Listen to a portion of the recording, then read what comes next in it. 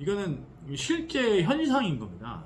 그렇다면 이 현상에 대한 보완책이 필요하지 않겠나 이렇게 생각이 들고, E9과 E7보다도 급여가 낮은 E8에 대한 농어촌 일손을 공급하고 그러니까 불법 체류를 막기 위해서는 보완책이 반드시 시급하다고 봐요.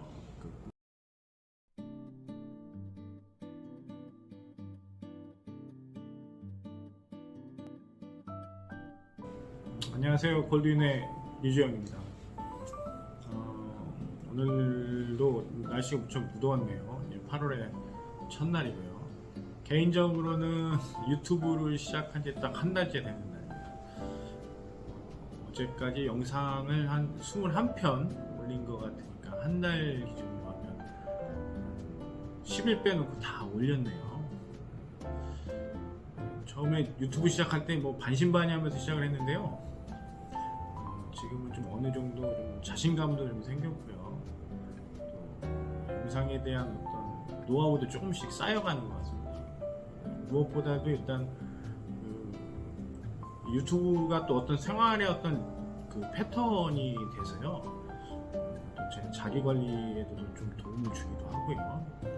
제가 스스로 공부하고 노력할 수 있는 시간적 여유도 만들어주고, 또 한편으로는 이제 제 부족한 영상이지만 꾸준히 또 봐주는 많은 분들이 또 계시고, 한 3개월 돼야 한 구독자 100명 될 거로 생각을 했거든요.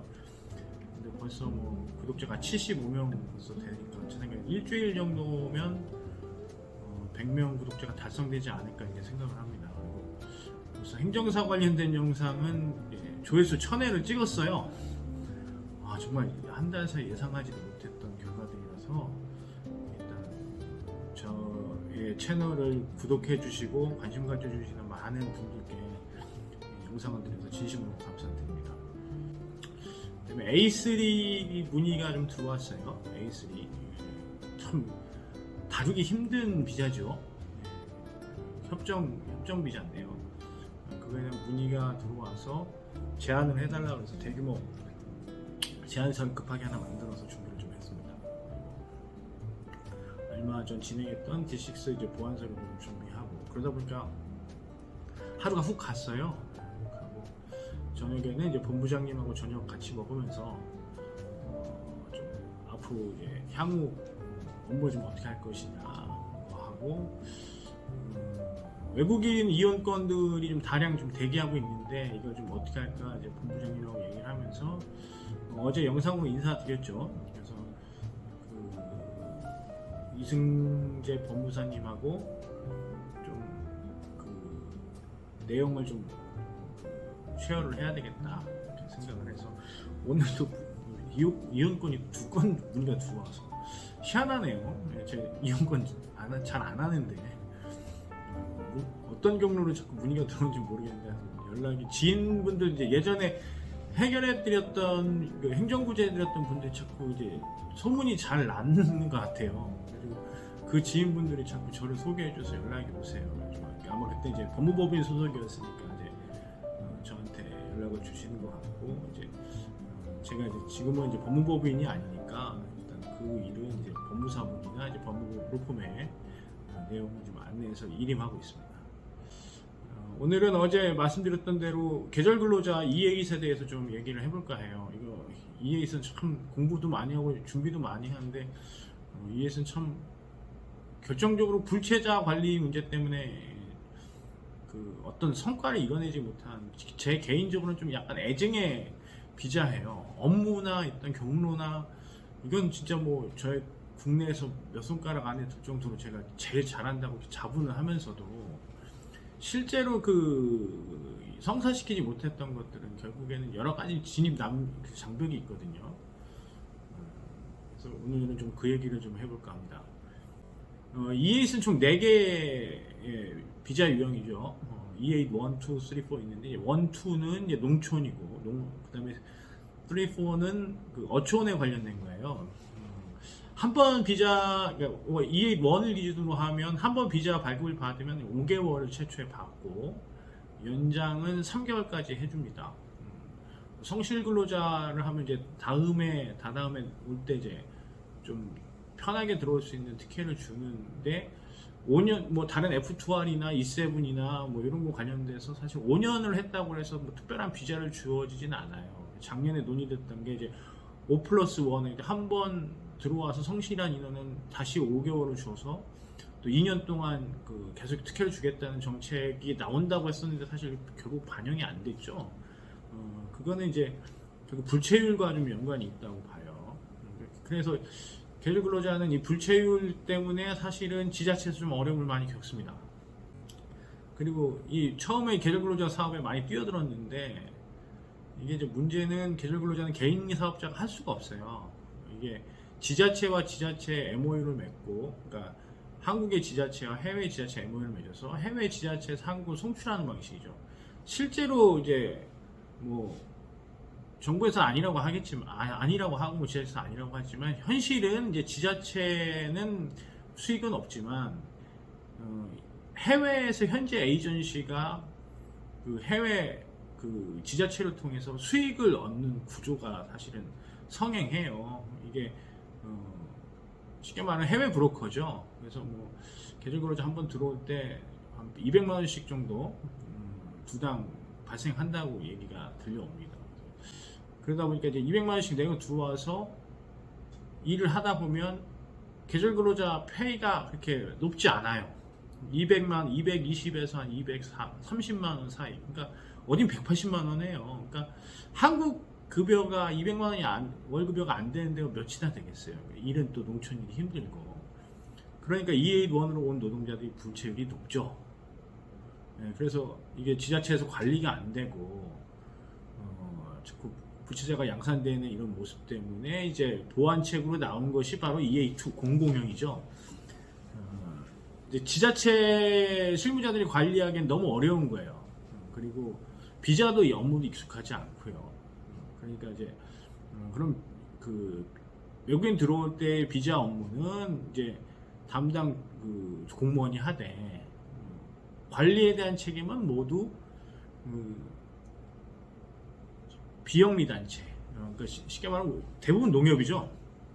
지역 농협에서 일자리 매칭과 인력 관리까지 같이 하는 것을 EA2입니다.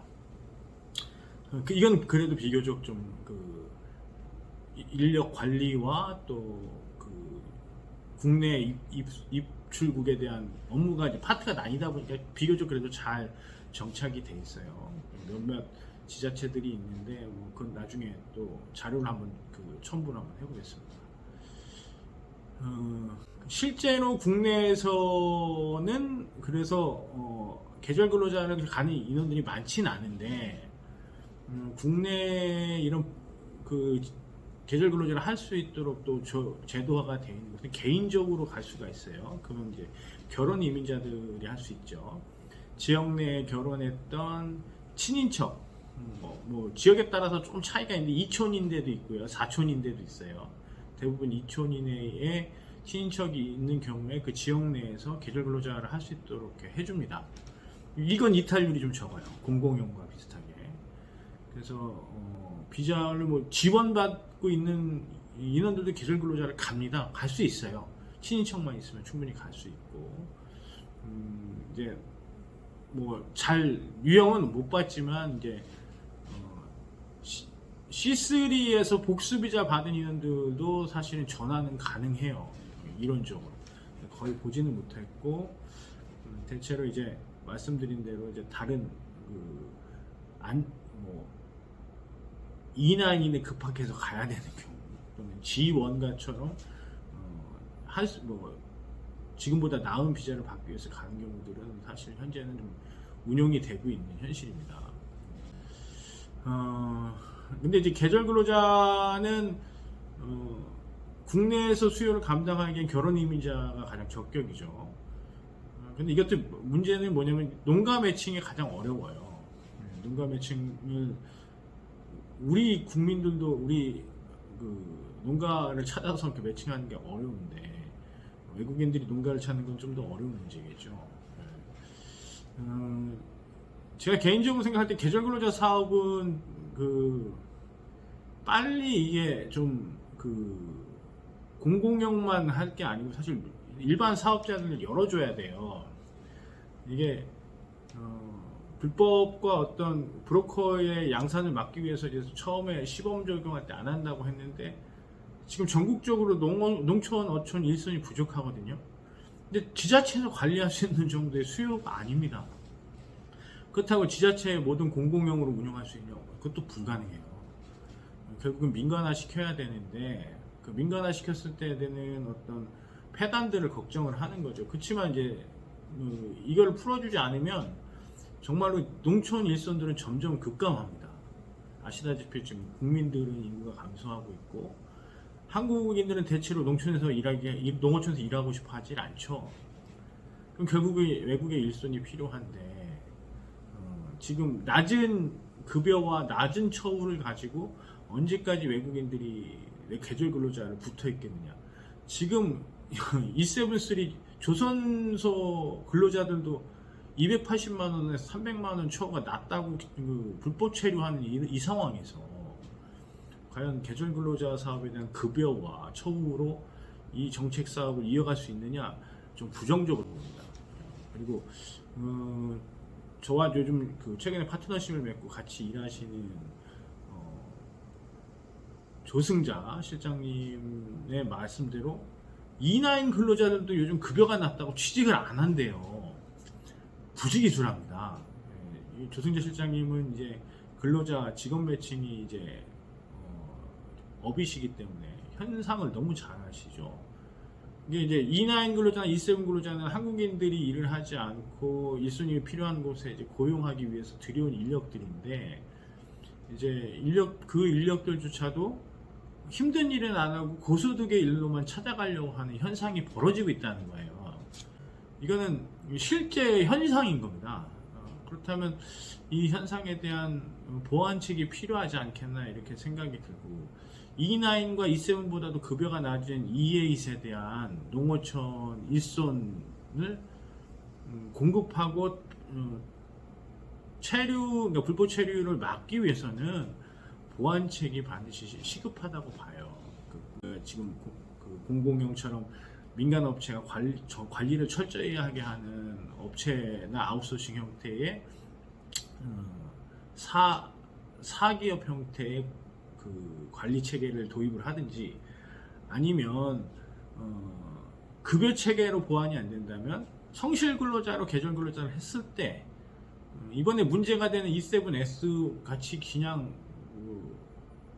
첨단 산업이라고 해서 구분도 모호한 상태에서 특혜를 주는 것이 아니고 1차 산업 중에서도 정말 좀 어렵게 일하는 사람들에게 성실하게 일하는 사람들에게 특혜를 줄 수 있는 어떤 정책적인 부분들이 필요하지 않나 저는 그렇게 생각을 합니다. 항상 계절 근로자는 작년부터 한 거의 1년 동안 관심을 갖고 지켜보고 있는데 현재 상황에서는 불체율을 막을 수 있는 뾰족한 방법이 없는 상태에서 사업에 뛰어드는 것은 저는 좀 망설여지게 되고요. 실제로 근데 기가 막히게 잘하고 계신 분이 계세요. 전남 지역에 몇몇 지자체 직접적으로 관리를 하고 있는 계절 근로자 사업을 하고 계신 분이 있더라고요. 그분의 성공 비결은 결국은 관리에서 나오더라고요. 처우와 관리. 급여는 낮지만 같은 국가 민족들끼리 좀 잘 뭉쳐서 살고 서로 의지하면서 지낼 수 있도록 부락을 만들어주고 공동 숙소를 만들어주고 거기서 또 이제 그 숙소에 대한 컨디션이나 이 생활 여건들을 좀 잘 만들어주고 또 이제 농가의 어떤 컴플레인은 직접 관리하는 분들이 이제 근로자하고 농촌 일손하고 계절 근로자하고 좀 컴플레인을 줄여가면서 노력을 많이 하신대요. 그러니까 이제 실질적으로 이탈률도 낮고 그래서 좀 사업이 잘 되고 계신 전남 지역의 어떤 사업자분들은 계속 소식이 들어옵니다. 근데 이제 그런 분들은 이제 그게 또 가능한 것은 지역민이기 때문에 가능한 것이죠. 결국은 그분이 운영하는 방식도 계절 근로자 사업의 어떤 방향성을 제시한다고 봐요. 이게 정부에서 공공형으로 계속 계절 근로자 사업을 이어간다. 현재 지자체 관리로만 해가지고는 이제 계절 근로자 사업은 좀 진행이 좀 계속 어렵지 않겠나. 농촌의 문제를 해결하기에는 현재 정책으로는 부족하다는 게 제 생각입니다. 그래서 이거에 대한 좀 보완책이 빨리 마련됐으면 좋겠습니다. 오늘은 계절 근로자에 대해서 이제 간단하게 좀 얘기를 해봤고요. 내일은 이제 E9 근로자신데 비자 임박한 분들이 한 2분 상담이 예약돼 있고, 그 이혼권 관련돼서 이제 인수인계를 좀 해드려야 되고요. 그다음에 이제 최종적으로 내일 일정은 좀 그동안 이제 추진이 안 됐던 잡무들을 좀 종합해서 진행을 해야 될 것 같습니다. A3 만약에 이게 그 제안서 등게 통과가 된다면 A3 관련돼서 한번 영상을 한번 찍어서 여러분들 소개할 수 있는 시간을 좀 갖도록 하겠습니다. 밤이 늦었네요. 벌써 또 10시, 11시를 향해 다가가고 있고, 저도 또 남은 잡무를 좀 하고 취침해 두도록 하겠습니다. 시청해 주신 분들께 모두 감사드립니다. 밤이 깊었는데 편한 밤 되시고요.